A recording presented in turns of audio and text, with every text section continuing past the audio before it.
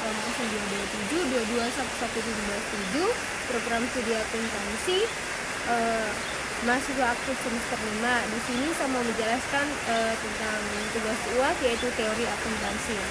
Teori akuntansi atau normatif accounting teori adalah salah satu pendekatan dalam teori akuntansi yang berfokus pada bagaimana akuntansi seharusnya dilakukan, bukan hanya bagaimana praktik akuntansi terjadi saat ini. Pendekatan ini bersifat preskriptif dan bertujuan untuk memberikan pedoman atau prinsip-prinsip yang ideal bagi akuntansi. Dengan pertimbangan tujuan utama dari laporan keuangan, kebutuhan pengguna, dampaknya terhadap pengambilan keputusan. Karakteristik utama dari normatif accounting teori berdasarkan prinsip ideal. Salah satu karakteristik utama dari normatif accounting teori adalah pendekatan yang berbasis pada prinsip ideal. Pendekatan ini menetapkan kerangka kerja yang dianggap paling sesuai untuk memenuhi kebutuhan pengguna laporan keuangan tanpa terlalu terikat pada praktik akuntansi yang ada saat ini. Prinsip ideal tersebut seringkali berangkat dari asumsi filosofis atau pandangan tentang tujuan utama laporan keuangan, seperti memberikan informasi yang relevan andal dan dapat dimengerti oleh pengambilan keputusan. Dalam konteks ini, teori normatif berusaha menentukan apa yang terbaik untuk semua pemangku kepentingan, meskipun implementasinya mungkin memerlukan perubahan signifikan terhadap praktik yang sudah mapan.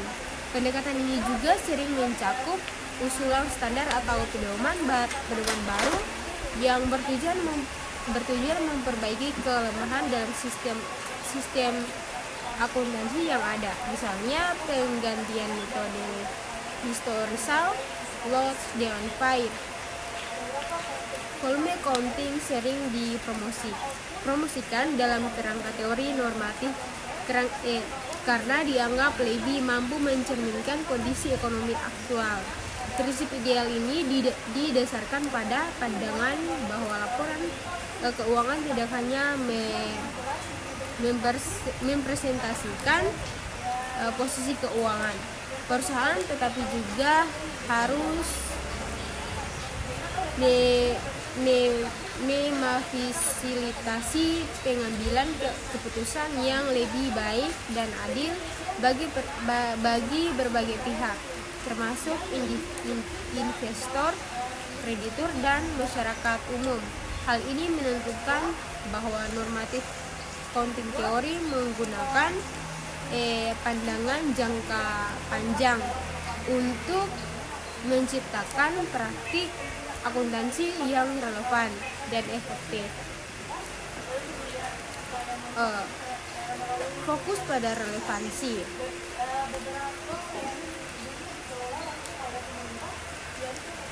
Fokus pada relevansi. Salah satu aspek utama dari normatif accounting teori adalah penekanan pada relevansi informasi akuntansi bagi pengambilan keputusan. Pendekatan ini menganggap bahwa laporan keuangan harus dirancang untuk memberikan data yang paling berguna bagi pengguna seperti investor, manajer, dan kreditur dalam membuat keputusan ekonomi. Dalam kerangka ini, relevansi berarti informasi yang disajikan maupun membantu pengguna memprediksi kinerja keuangan masa depan atau menilai konsekuensi dari tindakan ekonomi yang telah diambil. Oleh karena itu, teori normatif berfokus pada pengembangan standar yang mengutamakan informasi yang relevan dan mendukung tujuan pengambilan keputusan. Sebagai contoh, penggunaan nilai wajar, akuntansi aset, dan kewajiban dianggap lebih relevan dibandingkan biaya historis karena nilai wajar mencerminkan kondisi pasar saat ini. Informasi berbasis nilai wajar memberikan gambaran yang lebih akurat tentang posisi keuangan sesuai entitas dalam lingkungan ekonomi yang dinamis, sehingga membantu pengguna memahami risiko dan peluang yang dihadapi perusahaan. Dalam konteks ini, teori normatif mendorong praktik akuntansi untuk terus beradaptasi dengan keputusan pengguna dan perubahan lingkungan ekonomi. Meskipun itu berarti meninggalkan pendekatan tradisional yang mungkin sudah lama diterapkan. Tidak terbatas pada praktik saat itu. Normatif accounting teori tidak membatasi dirinya pada praktik akuntansi yang sudah ada, melainkan berfokus pada bagaimana akuntansi seharusnya dilakukan untuk mencapai hasil yang ideal. Pendekatan ini berorientasi pada inovasi dan pembaruan dengan mempertimbangkan bahwa praktik akuntansi yang ada mungkin tidak sepenuhnya memenuhi kebutuhan pengguna. Laporan keuangan dalam lingkungan bisnis yang terus berubah, teori ini mengasumsikan bahwa standar dan metode akuntansi yang berlaku saat ini bisa menjadi memiliki kelemahan atau tidak lagi relevan dengan kondisi terkini, sehingga perlu diperbaiki atau digantikan dengan pendekatan yang lebih sesuai.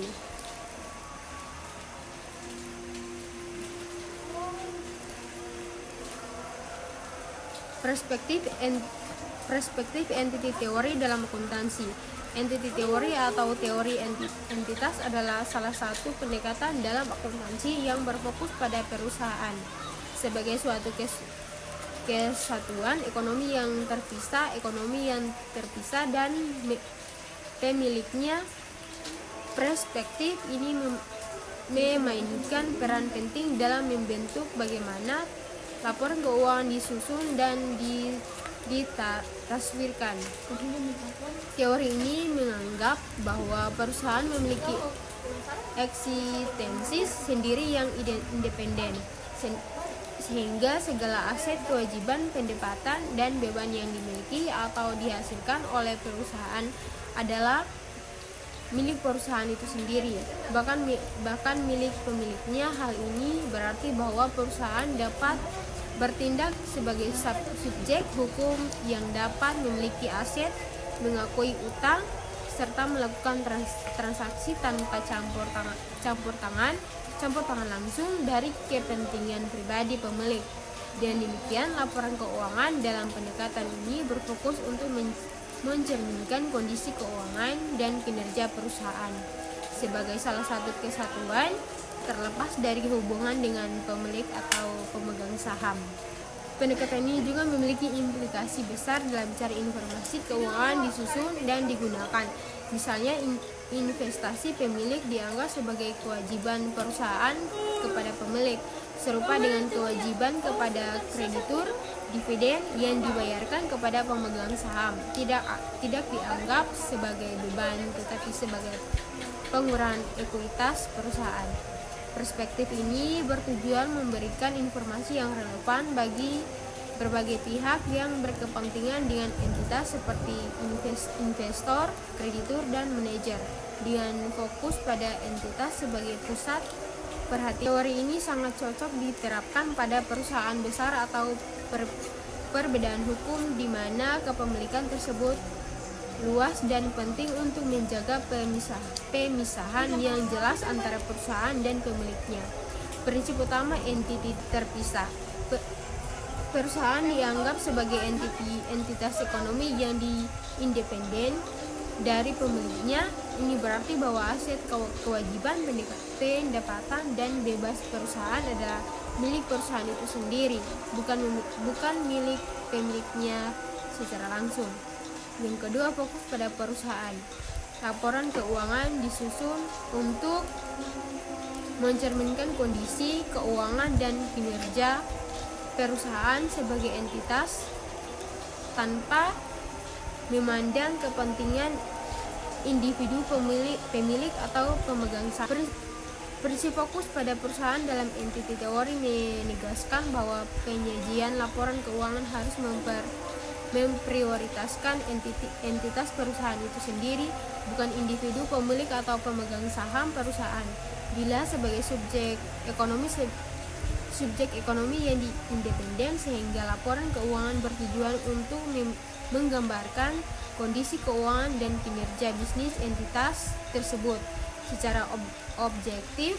Prinsip ini memungkinkan laporan keuangan menjadi alat yang informatif bagi berbagai pemangku kepentingan seperti investor, kreditur, dan manajemen yang membutuhkan informasi tentang perusahaan sebagai satu kesatuan. Dan demikian, fokus pada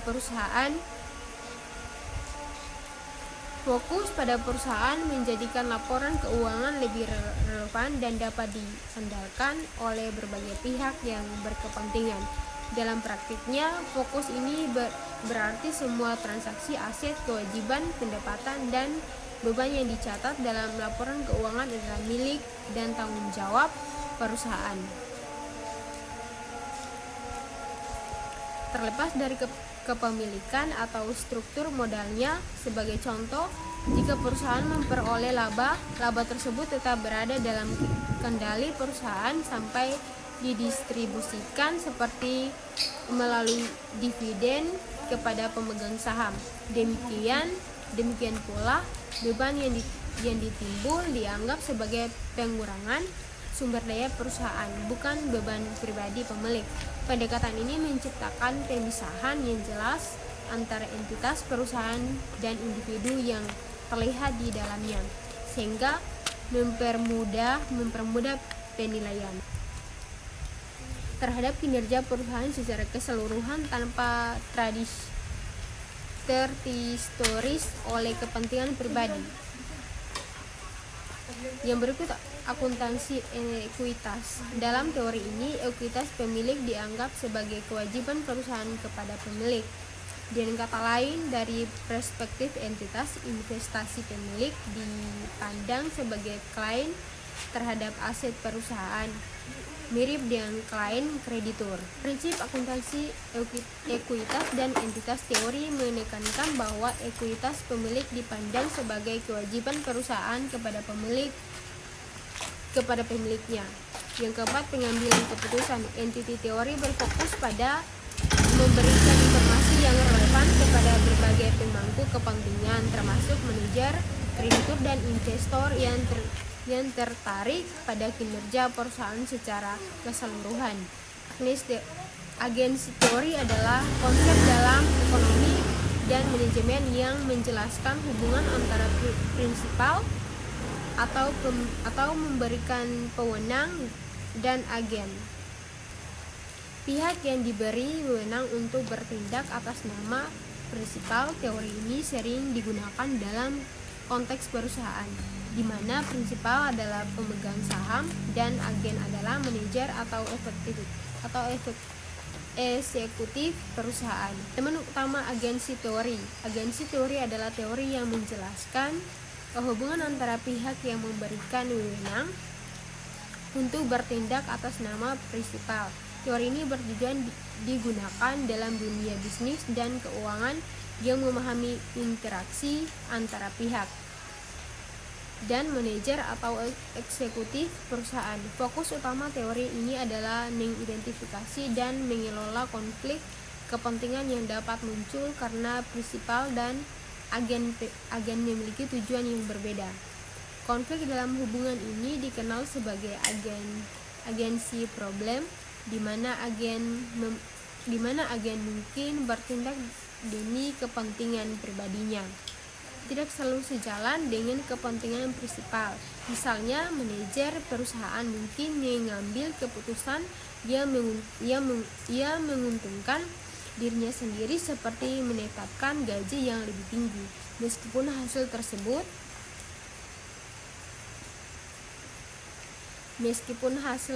tidak meningkatkan nilai perusahaan.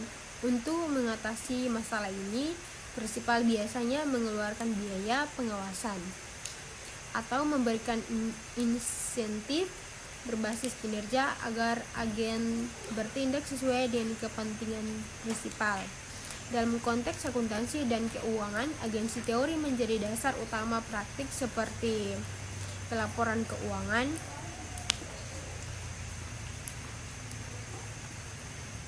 pemberian insentif, dan audit independen.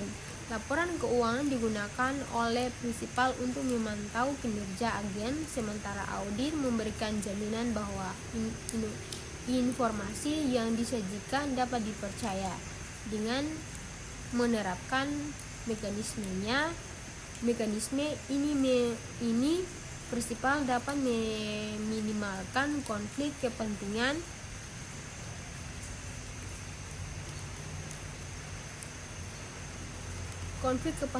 dan memastikan bahwa agen bekerja secara efisien untuk mencapai tujuan bersama. Prinsipal dalam elemen utama agen teori adalah pihak yang memberikan wewenang kepada pihak lain, yaitu agen, untuk bertindak atas namanya. Prinsipal memiliki tujuan tertentu yang ingin dicapai. Karena keterbatasan waktu, pengetahuan, atau sumber daya, mereka memilih untuk mendelegasikan tanggung jawab kepada agen. Dalam konteks perusahaan, prinsipal seringkali adalah pemegang saham yang mempercayakan manajemen perusahaan kepada direksi atau eksekutif. Mereka berharap agen akan mengambil keputusan yang memaksimalkan nilai perusahaan dan menguntungkan kepentingan mereka seperti pemilik. Namun hubungan prinsipal dan agen sering kali menghadapi risiko konflik kepentingan, terutama jika prinsipal tidak memiliki kontrol langsung atas tindakan agen. Untuk mengatasi risiko ini, prinsipal dapat menerapkan berbagai mekanisme pengawasan seperti pemberian insentif berbasis kinerja, evaluasi berkala, atau laporan keuangan yang transparan. Selain itu, prinsipal juga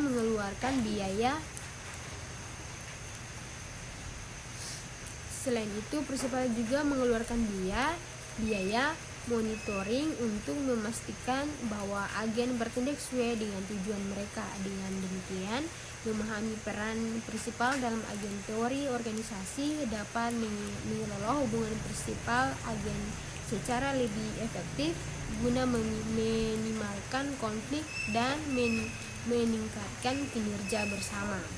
Agen dalam elemen utama agen teori adalah pihak yang menerima wewenang dari prinsipal untuk bertindak atas nama mereka.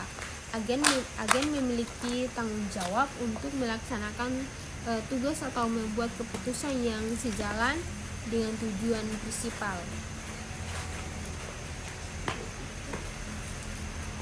Dalam konteks perusahaan, agen biasanya adalah manajer atau eksekutif yang menjalankan operasional sehari-hari atas nama pemegang saham. Peran agen sangat penting karena mereka memiliki keahlian, pengetahuan, dan akses langsung ke proses pengambilan keputusan yang mungkin tidak dimiliki oleh prinsipal.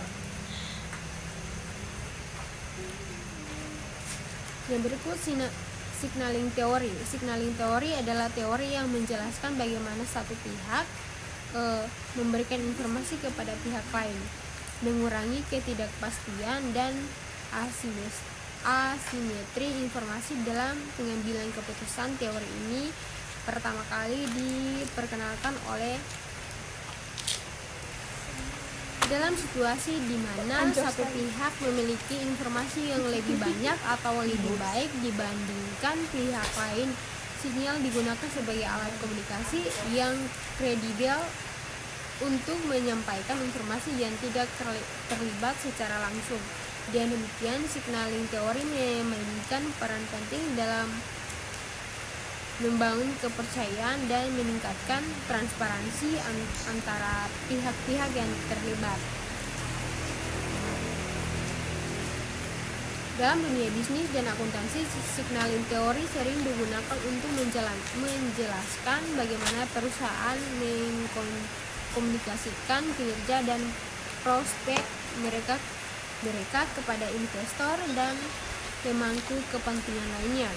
Misalnya, perusahaan dapat mengirimkan sinyal positif melalui pembagian dividen, laporan keuangannya yang diaudit, atau pengungkapan tanggung jawab sosial perusahaan. Tindakan ini menunjukkan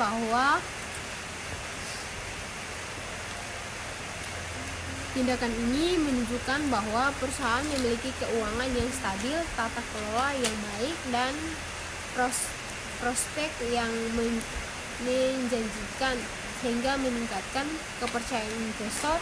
Selain itu, biaya yang dikeluarkan untuk mengirimkan sinyal tersebut juga memperkuat kredibilitas informasi, karena hanya perusahaan dengan kondisi keuangan yang sehat yang mampu membiayai sinyal semacam itu.